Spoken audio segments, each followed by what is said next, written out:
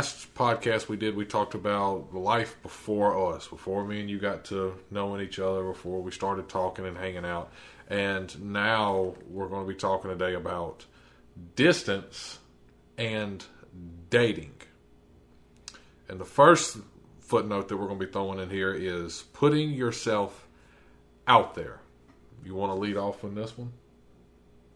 I guess you kind of hit me with a surprise on that one, but for me, putting yourself out there, I feel like that means something different to everybody, but that's why I like to talk and listen, because everybody has so many different ideas. But for me personally, putting myself out there was more of a putting myself out there to people that were actually in my league, if that makes sense. But I don't mean that in a conceited way, but I feel like in relationships before you, I kind of played small, if that makes sense. Like, I don't want to say, like I said, I don't think I'm better than somebody else, but downgrading my expectations or like morals on certain things to match someone else in a lesser way, which is a fancy way of saying kind of settling. So putting yourself out there for me was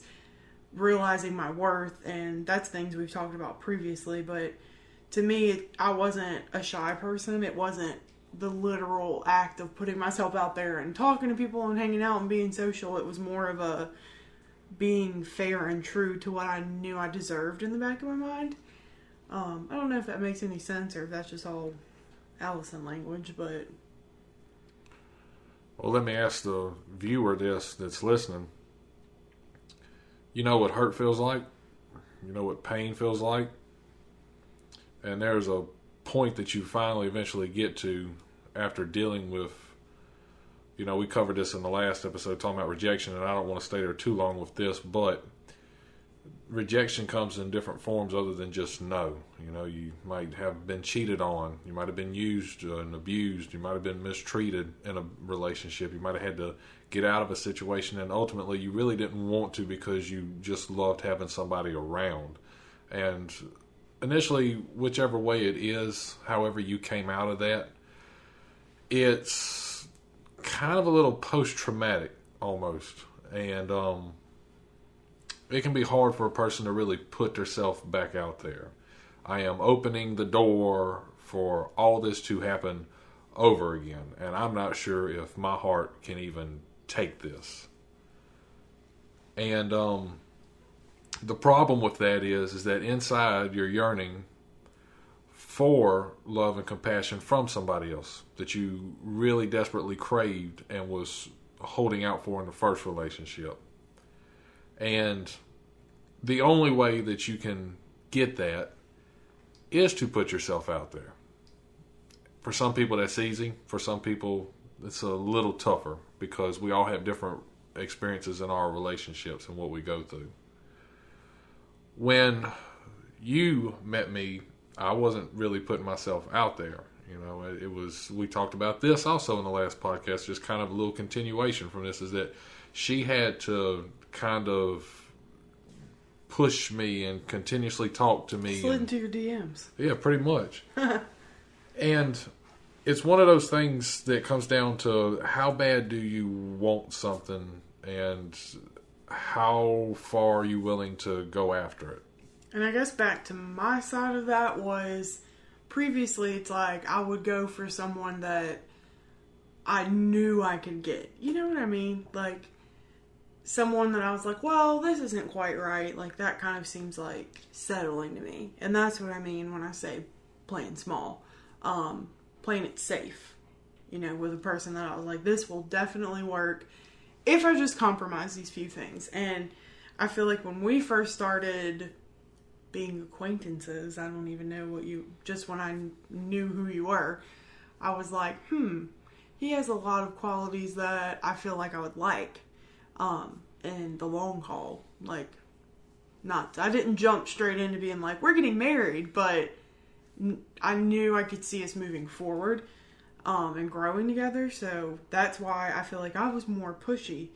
But like he said, when I came about, he was not putting himself out there. Like, I don't even think, my first initial thought, and I remember telling my friends, like, after I met you, I was like, we're going to date. I'm going to date him. And after you met me, like, I don't even know if there was a thought process like that. I don't even know if that really crossed your mind. But, I mean, like I said, you weren't putting yourself out there, but I was waiting for you to. You know, throughout the years, throughout different people that I met and knew, I was done wrong a few times, and I felt my share of rejections, and that's where we're talking a lot about this is, you know, trying to put yourself back out there. I didn't want to. I didn't. I was still living home with mom and dad, had a lot of that going on.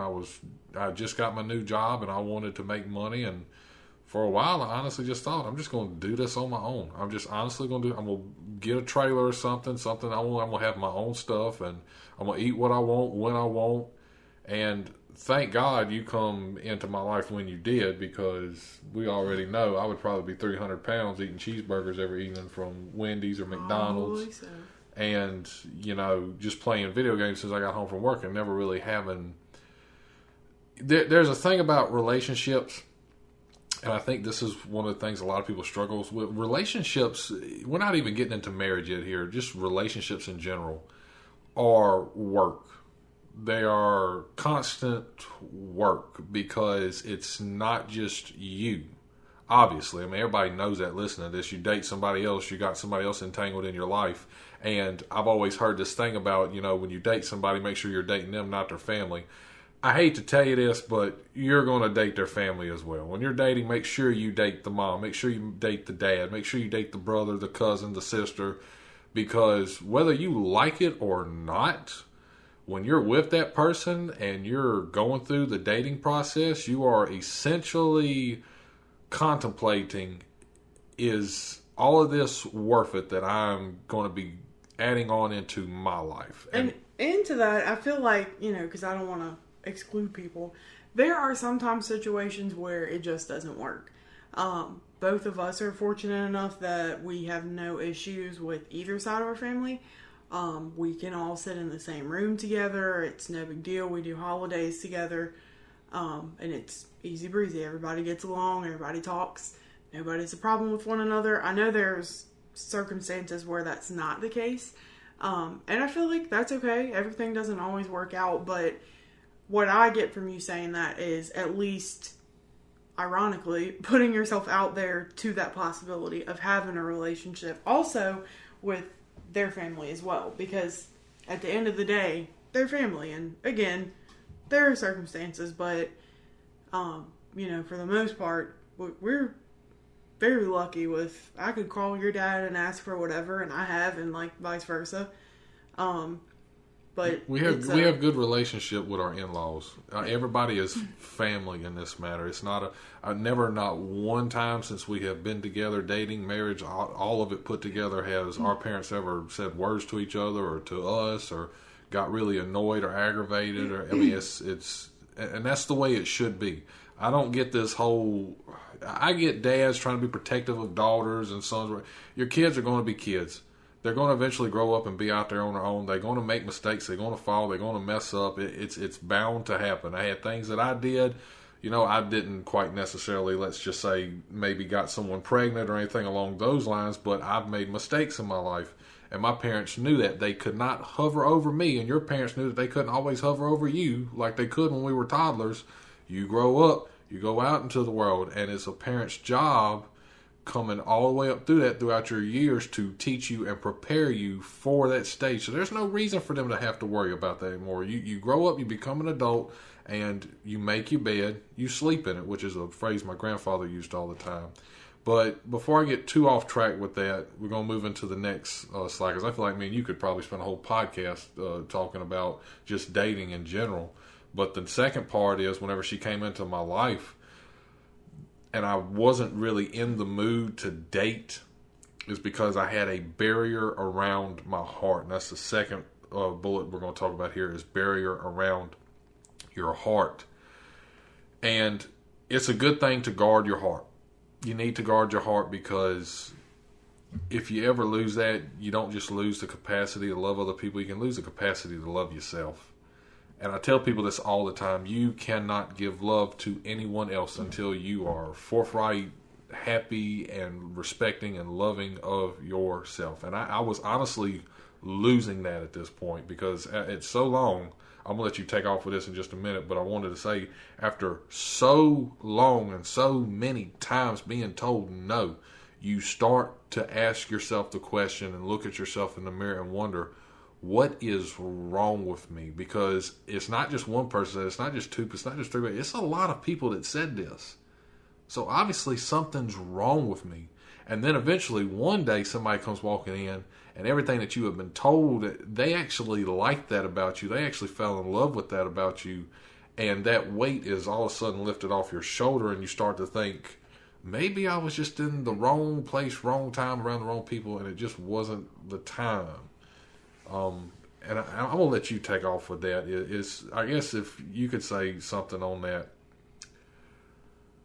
what's the number one thing to bring somebody's barrier, maybe not completely down, but to try to soften it like you did with mine? I think the thing that made a difference with us would be when I started thinking to why would I be standoffish towards you, which, I mean, I wasn't, but if I were, I kind of tried to put myself in your shoes. Like, why would you be standoffish from me? And my mind automatically goes to trust. I feel like if you trust somebody, you obviously trust them not to hurt you, which is the biggest thing in relationships. You're scared that you're going to get hurt or somebody's going to leave you or lie to you, or just, I think trust is the biggest thing. And I guess I very quickly realized that we weren't going to be moving along until I could get you to trust me. And I don't, it doesn't have to be this big, deep trust. I just mean trust me enough to let yourself get to know me, or like even open up the possibility. Because I mean, it was a little rough there for a minute with getting you to come around to me, and not because you didn't like me or I could tell, but we literally got to a point where I was like, we were hanging out probably like every other weekend. Most Saturday, I think you were working every other weekend at that time. And if you weren't working, we hung out for the most part. And eventually I was like, I started to like him. And if he did not like me, I'm like, we need to hang out less. I really only need to see him every couple months. We're just going to be friends kind of thing. And I always say this, I fully expected him to just completely shut me down. I was like, we were sitting in your truck, I'm like, these are my exact words. I feel like you were going to be like, no, I don't even like you. Get up my truck, ugly. Like, not that you thought I was ugly, but I had already set myself up that I was like, I'm going to be rejected. I can't read him.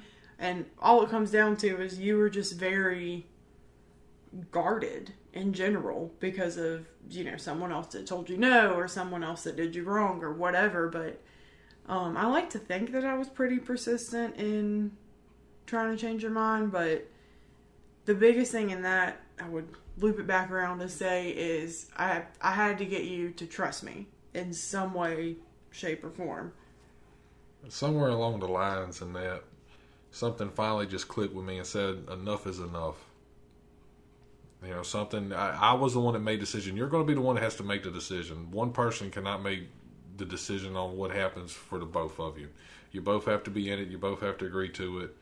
And I went for it. I gave it a shot. Now, I stumbled back a little bit at the very beginning, but I finally told myself, I was like, we can't keep doing this. You're never going to be truly happy doing it. I said, just give the girl a chance. And I'm glad I did. And I don't want to spend a whole lot of time on this one before we get to the last bullet for this podcast. And I don't really want to rant on this, but it is something that you take with you. And if me and her really had to grow on anything since our marriage of living together, and this goes back to before that, no matter how long the days were at work or what was going on, she craved the attention. And I don't mean that in a bratty way or what. She craved communication, talking, listening to my voice on the phone when we were in the long distance relationship thing at the time. And that was so important to her.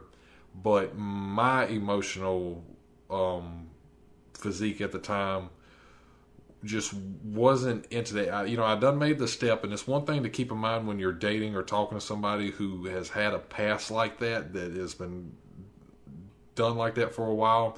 They carry that with them. I still carry part of that with me today. It's a lot better because I have her.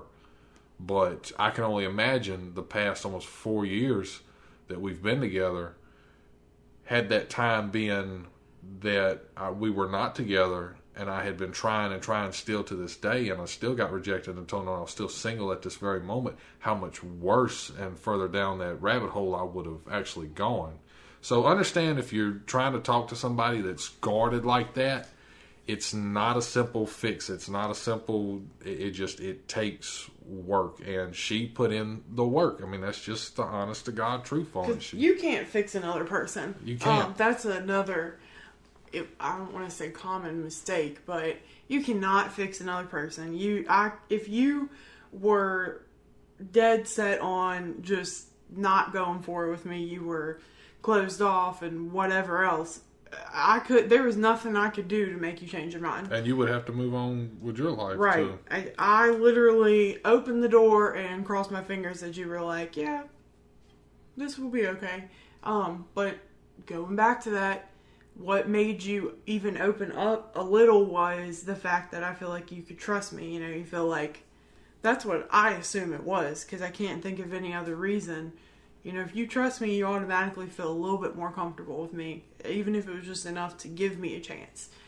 And then, like you were saying, back into distance, because we haven't really talked about that too much. So that door opened, gave me a chance. I feel like I knew him. I feel like I could tell you anything, but at the same time, it was still restricted. You know what I mean? Like, I don't want to bombard you with every issue or every little thing that I thought.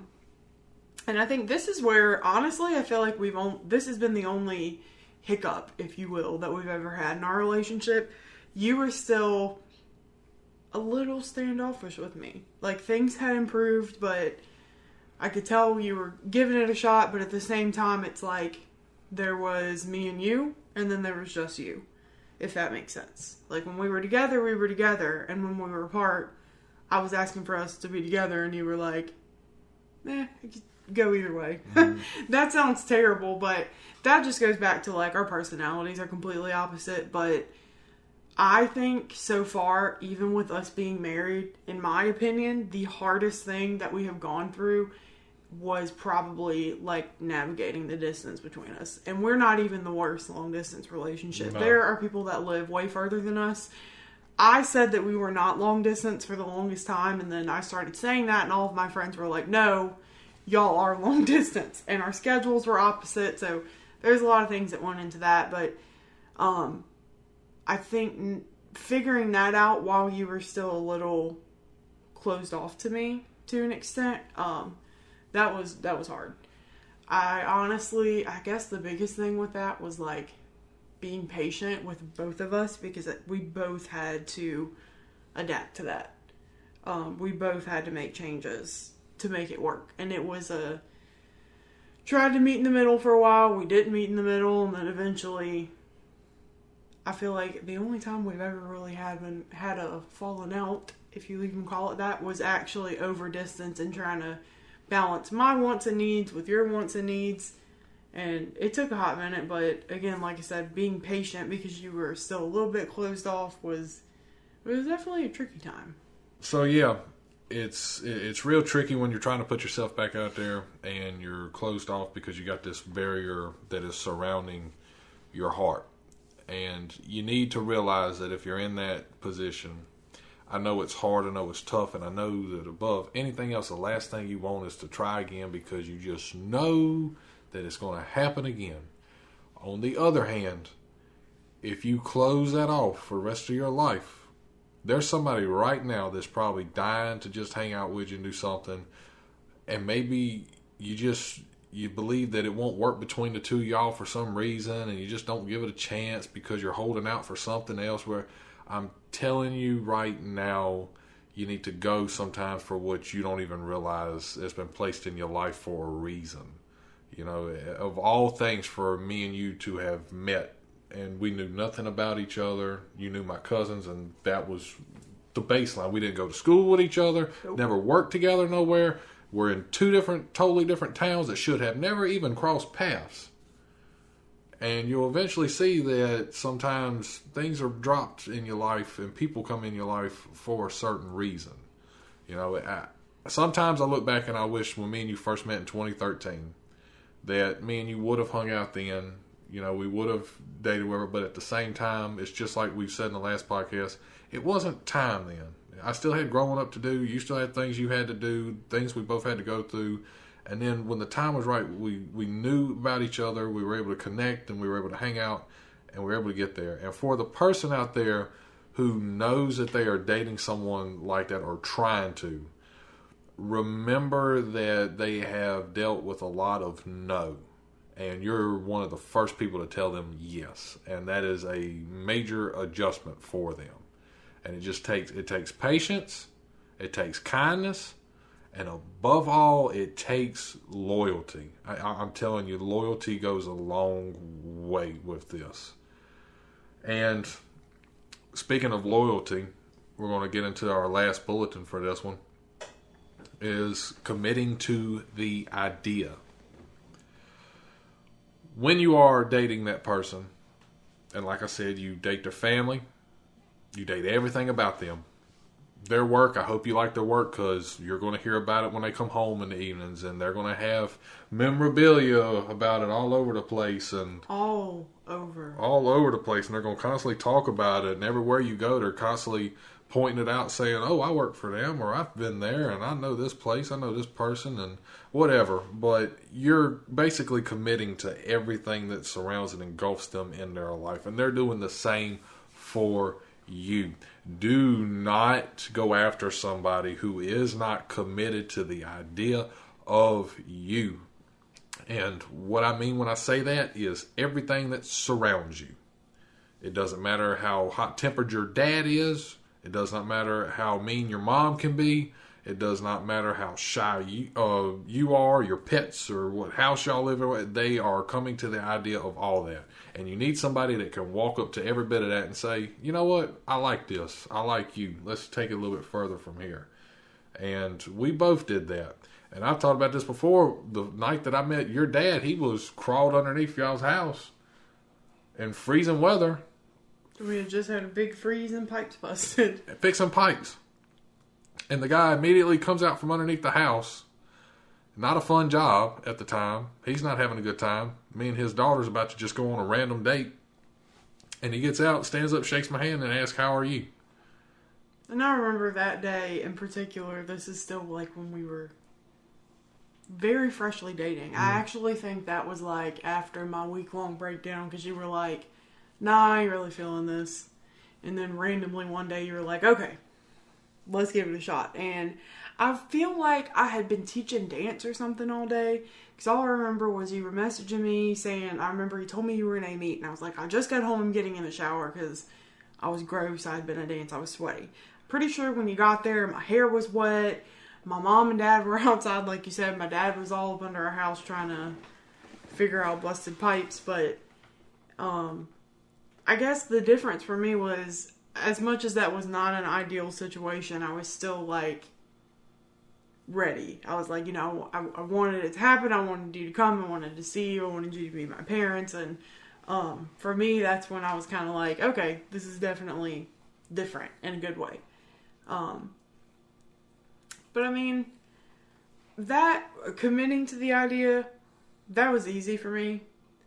With you, I know that was harder for you, but my biggest thing with like what you were saying was, you know, you're telling me, or not telling me, but just saying you have to be patient with the person, and don't get none of that twisted. On my end, it wasn't bad waiting for you to come around, or, you know, I mean, like, we still had a relationship. You were still nice to me, and we still bonded. We still had jokes. We still spent time together, because I don't. You have a different perspective on it than me, which is completely fine. But I'm kind of like, I was fine. It was good. We were still. Tell you how dark it got for me. It felt good to finally go somewhere with somebody. I don't know if anybody else out there knows what I'm talking about when I say that, but it finally felt good to be able to go somewhere with somebody. All I had before her were mom and dad. And I love my parents to death. Don't get this twisted either. I love them to death, but there comes a point in time when you reach a certain age, you're like, I got to be around somebody my age. You have to have friends. I don't care who you are. I don't care how. And I've got friends. I've always had friends, guy friends and whatnot going through school, but we have always been workers. We always worked. Everybody was either at work, or if we did hang out, it was just sitting at somebody's house. And most of the time when you were doing that, their wife was around, or their brother or their other friends would come with their girlfriends and wives, and they're having babies. And you look around to see them; they're living in the house that they want. It gets to be almost depressing there for a minute. Like what is going on? What's so wrong with me? Because I'm working hard too. I feel like I should be a part of this as well. And it finally felt good. I'm telling you to give it a shot, because you got to have somebody to go do stuff with. At least going to the movies or something, man. It felt so good to go to the movies. You remember how many times I told you let's go to the movies? Because we went to the movies. We would ride to Hattiesburg. I missed it so much. Literally just to be out and doing something with each other. And I mean, it's, I think that you can definitely have friends that are from work and everything, but I'm like, everybody needs just a friend that's not your work friend or this friend or that friend, just a friend, like you were saying, that you can do whatever with. And if it's like a significant other, then that's fantastic. But I mean, I know what you mean, because for a while, like, I had never really been around a guy that it makes me feel stingy, but like going places while we were dating, I like never paid for anything ever. I mean, and this was once we got like further into our relationship, and he still does this. Like, we might be somewhere random like Academy, but you're like, do you want me to get you something? It's not, I'm not getting materialistic and whatever, but to me, I like giving gifts. It's just a like random quirk about myself. So the fact that someone else was like going to spend their money on me, I was like, whoa, this is pretty serious, because I'd never been treated that way. I'd never been taken care of like that. Even if it was just buying dinner, like, it still ain't cheap. It still counts. I know some guys might say that's how I was raised or whatever, but ultimately, this is kind of a little off track, but I wanted to throw this in here for everybody today. I think that's a guy's way of showing his emotions sometimes. We men thrive off of when we can do things. You want to watch a man break down, let him get to a point where he can't do anything, where he can't provide, where he feels restricted on things in life. That is our way mostly of showing emotion. Guys are not great at just breaking down and holding you and crying and telling you all our deepest thoughts and secrets. That we just don't do that. I remember we were dating, and I was talking to my mom, and this was further like into our relationship. Like, not that we ever weren't solid, but we had established our relationship more. And I remember stuff was going on, and I was really upset about something, and then I was like, I'm not a big run back and tell mama about our relationship, but like, I was really upset over something, and I was just talking to her about it, and I'm like, when I tell Justin, he reacts this way, so then it makes me think, like, what's wrong with me? And my mom literally told me what you just said, like, I guess because I just didn't know. I never had been in a situation that she was like, you're acting that way and responding that way because you can't fix it. I had something that was bothering me that you could not fix. There was not anything that you could do other than to be there. And I still have to keep that in mind, even in our marriage. I feel like you've definitely grown to know how I like to be supported, if that makes sense. But there are some things that, like, I just know you will not know what to say or do because you cannot fix it. One more footnote for the guys out there. guys love getting praised more than women. I'm sorry, y'all probably want to disagree with me on that, but that's the truth. Guys like getting praised, even if we don't act like it sometimes, whatever. You know, it's so crazy because I think I get this from my dad. My mom would be the main one cleaning at the house all the time. And my dad would get this random spurt to get up and mop the floors or whatever. And when he mopped the floors, it was like the gateway to heaven had opened and it was time to throw a party and celebration. And my mom's just sitting there on the side with her arms crossed because she's like, yeah, I did that. And I also cooked breakfast and I also... And that happens every few days here at our house. It honestly does. And I get like that sometimes. I'm like, okay, you did a normal, typical, everyday thing. You don't need a pat on the back every time you do something like that. But every once in a while, a guy does like to, you know, just a thumbs up or something like that. I don't even know if it's a thumbs up. You know, it could be... Metaphorically. Yeah. And guys, make sure you're giving your wife the credit for what they're doing. I mean, it's even if it's just walking in after she cooked dinner and saying, boy, this looks really good tonight. You won't believe how much that little stuff makes a difference.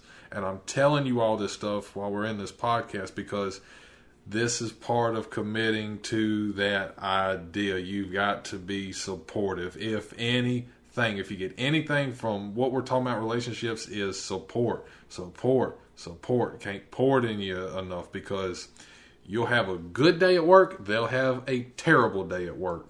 They're not going to be on the same wavelength as you when you walk through the door and you come in. I don't care. I can actually say we've never both had a bad day the same day. The same day. And if we do, we'll just load up and run up to Sonic and say... I was about to say, that's our, we're both, thing. Yeah, that's like I'm saying. That's the occasion you'll be on the same wavelength. But if they have a hard day, you have to realize that when you walk in. I had a terrible day.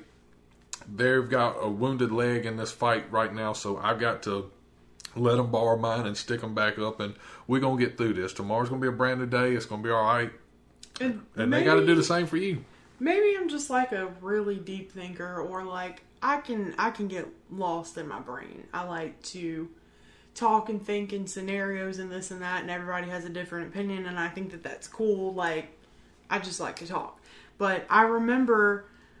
before our relationship, I was like, what is it going to be like? Like when I finally land a good relationship, what is it actually like? Like, I just could not wrap my brain around it. And I guess some of these things you could say or try to say that they're off topic or whatever, but I feel like all of these things are the things that add up to what we're talking about. It's all the little details. And I mean, I got to hand it to Justin. This was hard for us at first, but I'm extremely observant, very observant of everything, of like literally just things around the house being like, okay, he spilled Dr. Pepper and didn't wipe it up, or observant of how you walk in the door, like the look on your face when you come home, or the way that you said it, or that you didn't eat the broccoli that I cooked with dinner. Does it taste funny? Like, and for God's sakes, don't walk in the door and not at least speak to you.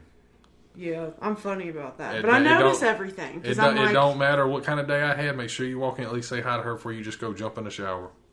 Well, to me, it's, we're polar opposites. I'm very emotional. But when I say emotional, I don't mean falling over the floor crying all the time. I just mean like, I feel my emotions almost more than you do.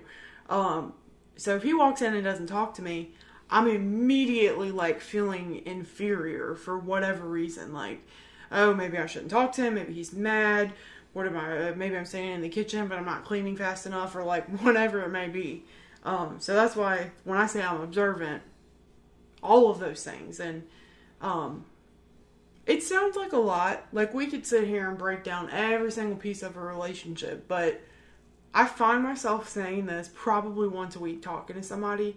It's not rocket science. We could talk and we could blabber and everyone has a different opinion, but it's really not rocket science. That's what it all comes down to is I've got to make sure that I choose you and how you're going to feel about something before I choose something else. And it's very hard for me to think of a scenario. I'm not going to say it's impossible, but where that wouldn't work. Obviously I'm not going to choose something to make me miserable, like a job or whatever that I just hate, but if at the end of the day I can put you before how I feel, we're in pretty good shape. Me and you have peace here at the house. That's something that you got to have also is peace at the house. You got to, all this stuff, committing to the idea is knowing that one day this is the person, regardless of what's going on with them, you have got to have peace and serenity. Because if you ain't got peace at the house, you're not going to get it anywhere else. You want to come home from the chaos. From the not chaos. Come home to the chaos. You cannot go from chaos to chaos. Of course, obviously, it's just more chaos. You've got to have somewhere to leave from that. And that's all it basically is. So today, a recap of this was our Distance and Dating podcast, episode number 2. First footnote was putting yourself out there. Second, barrier around your heart. And the third, we talked about committing to the idea. What are you getting yourself into? I hope you guys have enjoyed today's podcast. We certainly enjoy having you guys along here. We love talking to you guys about this stuff. Let us know what you guys think. Be sure to comment below. Be sure to share, subscribe, follow, whatever platform you're on, whatever you're listening to us on. We love y'all. Thank y'all so much for stopping by. And we'll give you a little sneak peek of our third one whenever we get some time to get around to it. Our third topic is going to be inspect what you expect. So it's going to be a pretty good topic. We're going to talk about that. Of course, I want to thank my lovely wife for joining me in here this evening. I know she's been busy doing other stuff on top of cleaning the kitchen and doing all that. So, and I'm fixing to go to bed because I get up at like 3:30 in the morning. And I don't. And she don't. So there's a little time in the evening for her to have her time to do whatever she wants or whatever she has to do. Not really going to say whatever she wants to do most of the time.